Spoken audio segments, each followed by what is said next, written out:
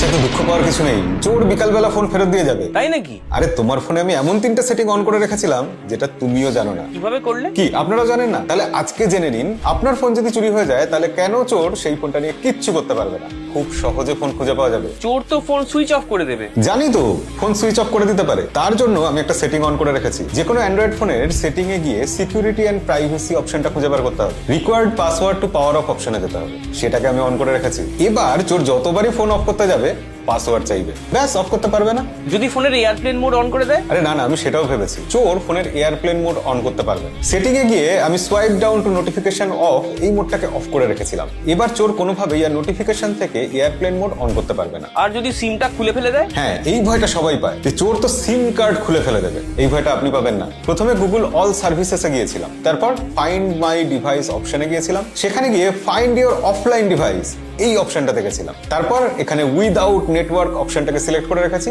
এবার চোর যদি সিম কার্ড খুলে ফেলেও দেয়, ফোন যদি অফলাইনও থাকে, তাও ফোনের কারেন্ট লোকেশন আমরা সব সময় দেখতে পাবো। কি এবার আপনারও মনে হচ্ছে তো, ফোন চুরি হয়ে গেলে খুঁজে পেতে অতটা অসুবিধা হবে না? আর যদি আপনার কাছে স্যামসাং এর মোবাইল থাকে, তাহলে ফাইন্ড মাই মোবাইল থেকে অফলাইন ফাইন্ডিং এই অপশনটাকে অন করে দিতে হবে। তবে ভবিষ্যতে আপনার ফোন নিয়ে আরো অনেক সমস্যা হতে পারে, সেগুলো সমাধান জানার জন্য আমাদেরকে ফলো করে রাখুন।